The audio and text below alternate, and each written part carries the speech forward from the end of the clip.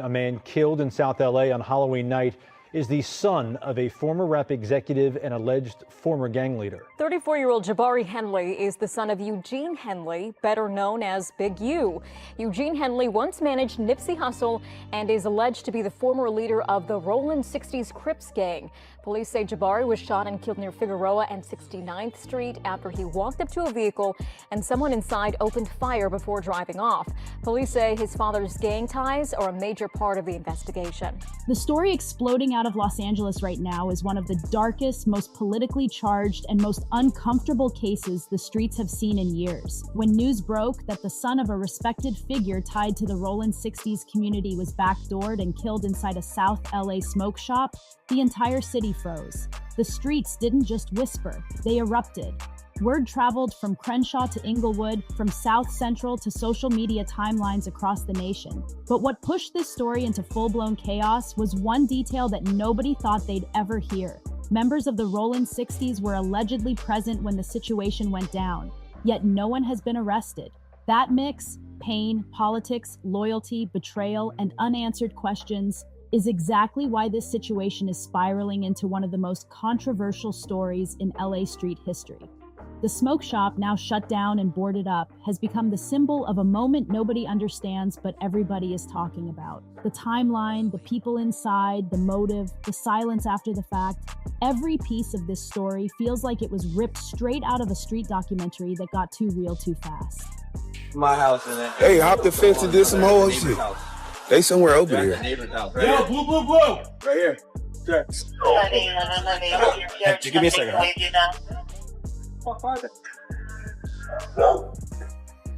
This crazy.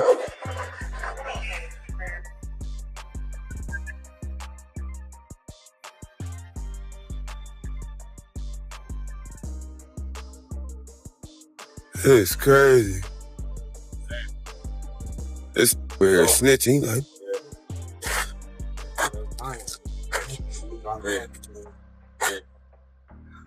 They caught his ass right there.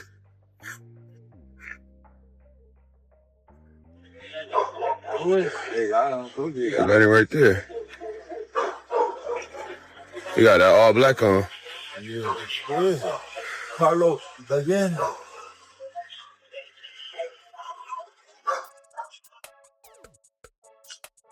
Carlos. Snitching on him.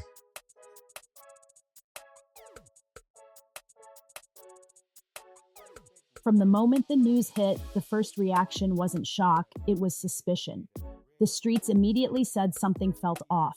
How did a targeted hit happen inside a public shop? How did the shooters get so close? How did they know exactly where he was and when he'd show up? And most importantly, how did multiple people tied to one of LA's biggest neighborhoods stand there without stopping it? That's the word circulating in the city, the one creating tension heavy enough to split alliances. The early reports claimed that the hit wasn't random, it wasn't a robbery, it wasn't a misunderstanding, and it wasn't an argument gone wrong.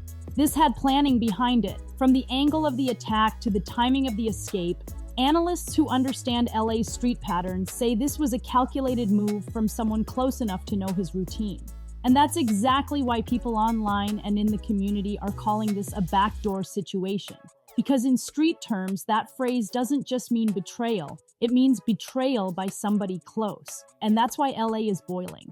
This wasn't just a tragedy, it's a political earthquake inside a culture where trust is already rare, alliances are already fragile, and the line between loyalty and survival is razor thin.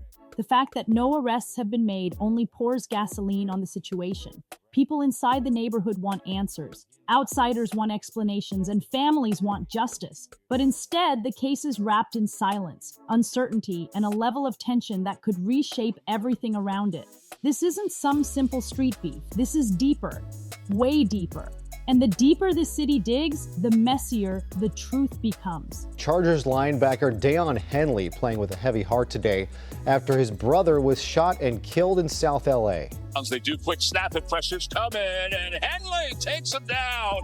That was Henley getting a big sack today against the Titans, then falling to his knees in honor of his late brother Jabari Henley. The 34-year-old was killed Halloween night. Both men are sons of music executive Eugene Henley, better known as Big U, who's an accused leader of the Crips gang, now facing federal charges. Police say Jabari died near Figueroa and 69th Street. Investigators say someone inside a car opened fire, then drove off. There is an investigation now underway. I just wanted to talk to my brother one more time. It was just an emotional moment for me just to be able to make a play on a day like this, just losing him so soon. So I had to just send a prayer up and just hopefully he heard it and just get one out there. Since I got the news, my brothers was there. I went through it. It was a long day for me, and everybody showed up. Coach Harbaugh showed up, Jesse Mitchell showed up, and every single one of my teammates showed up. And that's why I was out there today and able to do what I did. It was just because I had a lot of support, and I knew that I wasn't going to let them down. When investigators arrived at the scene, the smoke shop was already filled with confusion. Witnesses were stepping outside, some refusing to talk, others giving clipped statements, and a few claiming they didn't see anything. But here's the part shaking the internet. The surveillance cameras inside the shop were reportedly turned off or mysteriously malfunctioning during the exact moment of the incident. That kind of timing raises eyebrows. In LA, cameras inside small businesses run nonstop, especially in high-traffic areas like South Central. For them to stop working at the exact moment a targeted attack occurs feels too perfect, too convenient. Street analysts online immediately pointed out that this type of blackout window usually signals either an inside job or someone with prior knowledge of the security layout. When you combine that with rumors that members of the neighborhood were present, the questions multiply. Because if people who were there didn't step in, didn't stop it, or didn't speak on it afterward, that's not coincidence. That's pressure, fear, loyalty, or politics. Maybe all three. Accused of being a longtime leader of the Rollin 60s Crips gang, Eugene Henley Jr. has become known in recent years for his charity work to reduce gang violence. Now the FBI is accusing him of running a criminal enterprise that committed a series of crimes, including a murder back in 2021. NBC4's Alex Rozier live with details you see for the first time and only on 4. Alex. Michael, Big U is in federal custody right now. Prosecutors say they have probable cause to believe that he killed a man in Las Vegas in 2021, then dragged his body into the desert. Today, I learned the man killed is closely connected to Big U's family. When did you ever really learn how to play the drum? Eugene Henley Jr.'s podcast, seen here on YouTube, is one of many ways he made his name. It's season 2 of Checking In. Henley Jr., known as Big U, interviewed celebrities. The big homie. Yes, sir. And he's run a charity and music label. But the feds say he's also a longtime leader of the Rollin 60s Crips street gang. And now he's in custody for racketeering crimes that include the murder of rapper Rayshawn Williams.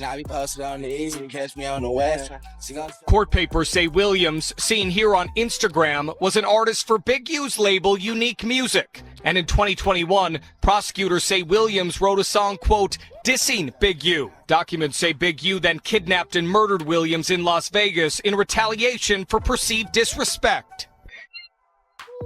But before Williams was a rapper, he was a wide receiver for Crenshaw High School. The day after he was killed, the football program announced his death in this post on Instagram, saying in part, quote, he was a special guy to all of us. And not only did he play for Crenshaw, the wide receiver was teammates with Big U's son, Deion Henley. This LA Times video shows Henley throwing a pass to Williams. Deion Henley is now a linebacker for the LA Chargers. In 2023, the Times wrote a story about him with the headline, conceived in prison, Deion Henley was born into the dangerous world of his dad, who put him on a path to the NFL. Deion's quoted in the article saying, it's one heck of an origin story, adding, you know how they talk about anti-heroes, the people who are the bad guys, but they really aren't? That's my dad. But now his dad, Big U, is back in custody, and the feds say he's connected to a number of crimes, including the murder of his son's high school teammate. But this isn't the first time an incident in LA carried this level of tension. South Central has a long history of internal conflicts, quiet fallouts, behind-the-scenes power struggles, and unspoken street etiquette that outsiders never truly understand. When individuals with influence or legacy get caught in the middle, emotions explode even louder. This situation isn't happening in a vacuum. It's happening inside a community already shaped by decades of loss, retaliation, rebuilding, and trauma. So this is going to probably be my last video. I'm going to go turn myself in to see what's going on. They talking about I'm a fugitive. So they just raided all my houses. 600 was actually with the police when they raided my house. And he's actually got video and footage of it.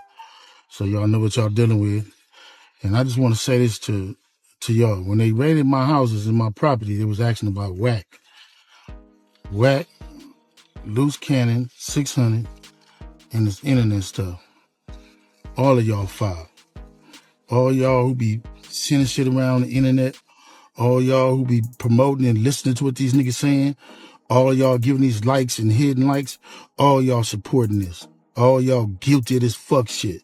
If you had something against a black man, you should handle it with a black man in the streets. Wack said 100 times he was gonna take my contracts. He working with the FBI. The FBI went to the city 3 days in a row and told the city they didn't want nobody to give me no more money. They went to all the different celebrities and told all the different celebrities, don't give me no money, don't help me, don't do nothing for me. They going around scaring and intimidating everybody. But y'all sending it around, getting people in trouble. Like y'all don't understand what the FBI do to black men who try to help their community. I ain't been nothing but a help to our community. But I guess it is what it is. This the price of being black and trying to help somebody, trying to help your community and do what you can. You just guilty because somebody else don't like you and they can go on the internet and do what the fuck they want to and y'all gonna promote it. It's crazy. But I'm going to go turn myself in though. Cause I ain't did nothing. This fact is, man, they done went to my house, kicked my houses in, bust my doors down, bust my windows. They calling my son at his football practice, threatening him. You know what I mean? These dudes tagging him. What kind of shit is this? But y'all gonna be rolling with these dudes. And I got this last thing to say. Wack said he was gonna destroy developing option, right? So who gonna replace developing option? Which one of you fuck niggas in the 60s gonna call yourself coming in? Because whoever try to come in, y'all the ones that's working with Wack. Believe that. So remove me to get me out the way for somebody else to come in who gonna cooperate. That's what the play is. That's what the whole play is. I'm out. I'm gonna send y'all videos to put up, all of them until they lock me up. Witnesses have been hesitant, and that silence has created a storm.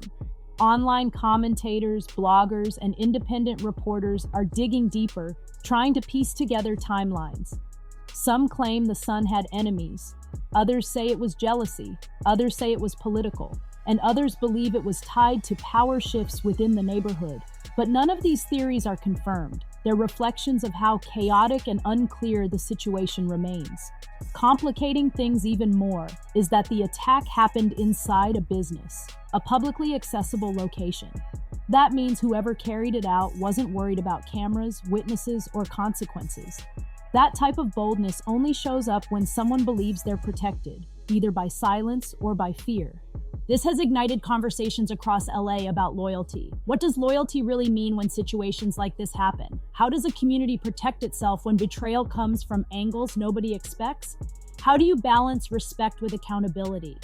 These questions aren't asked openly, but anyone familiar with LA street culture knows they're lingering in every conversation right now. And through all this, law enforcement has remained quiet. Too quiet. No major updates, no suspects named, no charges, no movement. That silence mirrors the silence in the streets. But while the streets remain silent out of pain and politics, law enforcement's silence represents something else: uncertainty. Because what comes next could either expose the truth or bury it even deeper. The role of the Rollin 60s in this story is what pushed the situation from tragedy into full-blown controversy. This neighborhood has one of the most recognizable reputations in hip-hop and street culture. From history, music, alliances, and decades of influence, the 60s name carries weight far beyond Los Angeles. So when word spread that several 60s were present during the attack, the internet exploded with questions. But here's the twist people outside LA don't understand. Presence doesn't automatically mean participation. Sometimes people freeze. Sometimes they don't know what's happening until it's too late. Sometimes they weren't expecting anything and only realized after the fact that something was wrong. And in LA street environments, reacting impulsively to gunfire or unexpected violence isn't as simple as it sounds. The streets move fast, faster than the human mind can react. But that explanation didn't stop the speculation. People attached to the neighborhood started getting tagged online, accused of involvement, even accused of betrayal. That's dangerous. Allegations in LA don't just trend, they escalate. They create divides, spark rumors, and raise tensions across different sets and communities. When a narrative forms that someone was backdoored, people latch onto the most dramatic version of events, even without proof. This is why some voices in the community are furious, not only about the loss, but also about the reckless online commentary that can trigger real consequences in the real world. Several people hurt after a shooting in Westmont. Bullets went flying at around 12:45 this morning. 3 people taken to the hospital, and we're working to find out how they're doing this morning. The LA Sheriff's Department says a white Tesla was seen driving away from the scene. Stay with Today in LA Weekend as we learn more. People are demanding the truth, but nobody wants the situation to spiral into retaliation or mistrust that spreads far beyond the original incident. Still, the uncomfortable question remains, why hasn't anyone been arrested? When a killing happens inside a business with witnesses present, there's usually movement within days. But not this time. No mugshots, no press conferences, not even a statement confirming suspects. That vacuum of information is fueling theories like wildfire. Some say the case is being handled quietly due to the parties involved. Others say investigators believe witnesses are withholding information. Others think the lack of movement points to a deeper network of silence and fear. And then there's the theory gaining the most traction. Whoever planned this hit wasn't some amateur. People saying the attack was executed too cleanly, too fast, too precise, too specific. The type of hit that only comes from someone with street experience. That's what makes this case terrifying. Because if someone was bold enough to carry out a hit in a shop full of people associated with a major LA neighborhood, that individual either had no fear or they knew something nobody else knew. The streets are watching. Social media is watching. The entire hip-hop world is watching. And the silence from all sides is making the situation feel even more dangerous. This story isn't slowing down. It's on the verge of exploding. As more details leak online, the narrative has shifted from what happened to why it happened. Everything that goes on in California and LA, the Hoovers don't do it, bro. Everything. I don't give a what it is. When PNB rock, all the Hoovers, everybody. We like the California boogeyman. Anything that happened in this state, they blame on us, bro. Now, they reported, oh, well, he got killed in Hooverhood. That is not our set. That is not. Anybody that's familiar with gang culture and areas know that area is not our area. That area is actually called Pimp Central, right? This what's the rap dude name? Sad, what's his name? Big Sad. That's where the liquor store that he did the video in front of. That's the same place. All the pimps hang out down there. Hoovers are not allowed there, first and foremost. So he didn't get killed in our set at all. Just because he got killed on Figueroa don't mean that was our set. Even though we got a nice little stretch of set a stretch of land that on Fig that do run through our community, that section right there is not ours. 62nd and Figueroa, I believe. It was 69th in Figueroa. Now, for anybody who knows those areas, know that there's a lot of P and Hing going on. I learned that from my boy Ed Hefe. I'm trying to get media trained, you know what I mean? So yeah, but that's what's going on in those areas, specifically in that area. And in that area, there are all the gangs that don't get along with Hoover. This is where the Crypt Utopia at. If you are a gang member and you want to be a P or you got some H's, I'm getting it, right? I mean, if that's what you're into and you're not a Hoover, you're welcome there. That's, what is it? They even got a little clique of pimps down there. You know what I'm saying? So he didn't get killed in Hooverhood at all. That why is what has LA bracing for tension. Every insider report suggests this wasn't random. This wasn't beef with strangers. This wasn't an outsider running up on someone without ties to the area. The prevailing story is that the attack came from someone familiar, someone comfortable enough to be present without raising suspicion. And that's why this incident has shaken the street politics of Los Angeles. Because in the code of LA neighborhoods, betrayal from the inside is the deepest wound possible. Outsiders bring conflict, but insiders create chaos. That chaos is now spreading online. People who normally stay silent are dropping cryptic messages. People connected to LA's music scene are posting tributes that sound less like condolences and more like warnings. Even old interviews and street documentaries are resurfacing because fans are searching for context. They're trying to understand what type of pressure existed behind the scenes. The loss of someone connected to a major figure doesn't just affect one family, it affects entire networks. This situation isn't just emotional, it has political consequences. Neighborhoods communicate differently now. Social media amplifies every rumor. A single misunderstanding can turn into a trending hashtag, and a trending hashtag can turn into a street-wide narrative. And then there's the biggest question: why has law enforcement remained inactive? No reward announcements, no suspect sketches, no surveillance stills released, no public request for witnesses. It's rare, very rare, especially in a case this public. Some analysts believe investigators are holding information intentionally, waiting for a bigger break before moving. Others think the silence is because this case is too sensitive, too tied to the community, and too volatile to mishandle. Releasing the wrong detail could ignite tensions the city isn't prepared to handle. Meanwhile, the community is grieving without closure. The smoke shop has turned into a gathering spot where people leave candles, flowers, and messages, but also anger and confusion. The absence of arrests makes the pain sharper, and the unanswered questions make the anxiety heavier. My homeboys died at the hands of my homeboys. I'm from a whole different, you know, you've been in LA a lot, like that Nipsey shit just was like the front line of that shit. Like I done lost most of my niggas. They be like, oh, you didn't slide for this nigga. Like, you right, cause nigga, my boy killed him. You know what I mean? Like what I know, and I don't have to say no names or situations, but anybody in my section know that damn near like 8 out of 10 gonna be our way. Yeah, that's sad, man. Yeah, that's sad. That shit. So I you know what I mean? I don't really know too much about the other side coming to do nothing. Like it's just all internal type shit. Big U kicks it with the Grid Crips. See, y'all probably thinking I'm trying to like just exposing niggas to say that nothing's going to happen. Big U's team already has been exposed. Big U kicks it with the Grid Crips. Y'all know what the Grid is? The GRYD. These are facts. That's his nonprofit organization that's funded by the LAPD. So all those broke Crips that y'all see hanging up there, Big U gave them all a contract, gave them all phones, and they're getting paid by the LAPD.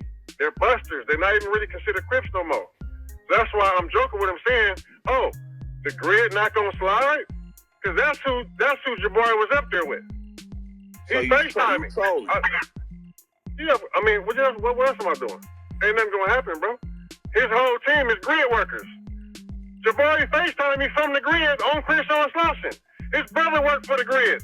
Every nigga hanging on Crenshaw and Slauson in that parking lot worked for the Grid. Them niggas is police. The whole hood know this. So I'm not saying the homies, the 60s ain't going, because that's not their responsibility. That's them Grid niggas. You feel me? To go put in work for that nigga? It started the Grid niggas they was with. That whole Grid, that's that whole shit. So I'm trolling, clowning them niggas like, oh. Right. Yeah, so basically, let's get this straight. So, Nip had an altercation with him in the studio or whatever. Big U was like, is this song about me? He was like, yeah, it's about you, cuz. So Big U threw the water bottle at him, right? So he was like, we're gonna have to go downstairs and get down, right? So they in the middle of the street. And Nip kept just bouncing around. You get what I'm saying? Not trying to get hit or whatever, trying to fire on him. So he was like, all right, cuz. He's supposed to make a diss song about me. This situation has become a mirror, reflecting the complexity of LA street life. Loyalty, respect, survival, politics, everything is intertwined. And when a tragedy like this strikes, it doesn't just hurt one person, It sends shockwaves across every corner of the culture. But there's one more angle, one more detail that could change everything. And people in LA are whispering about it right now. This tragedy has put the entire city of Los Angeles under a microscope. The streets want justice, the neighborhood wants answers, the internet wants clarity, and law enforcement wants silence until they can move without igniting chaos. All these forces are pulling in different directions, creating a pressure cooker ready to explode. But what makes this story haunting is that it exposes something much deeper about LA's street culture. The line between family, loyalty, and danger is razor thin. When someone with lineage, respect, and community ties is taken out in such a targeted way, it doesn't just hurt, it destabilizes everything around it. People who normally speak boldly about street politics are suddenly watching what they say. Commentators are tiptoeing, neighborhood figures are distancing themselves from the details. Even platforms known for uncovering street stories are choosing their words carefully. That caution says everything. Because this case isn't about gossip, it's not about clout, it's not about views, it's about life, loss, bloodlines, pressure, and the consequences of speaking too soon. And now, the city is waiting for an arrest, waiting for a motive, waiting for a press conference, waiting for a leak, waiting for justice. But the longer this case goes unsolved, the heavier the suspicion grows. And the heavier the suspicion grows, the more unstable the environment becomes. People feel betrayed, people feel unsafe, people feel unheard, yet one thing remains constant. The legacy of those lost lives continues to echo across LA. The memory, the impact, and the influence don't disappear. They grow louder. They spark conversations about cycles of violence, community responsibility, and the ways tragedies like this ripple for generations. This situation is not over, not even close, because the truth always surfaces. Maybe slowly, maybe painfully, maybe privately, but it always comes out, and when it does, this entire case, from the smoke shop to the streets to the silent witnesses, will look completely different. Thank you for watching. Don't forget to like, subscribe, and hit the notification bell so you never miss another breakdown of the stories shaping the culture.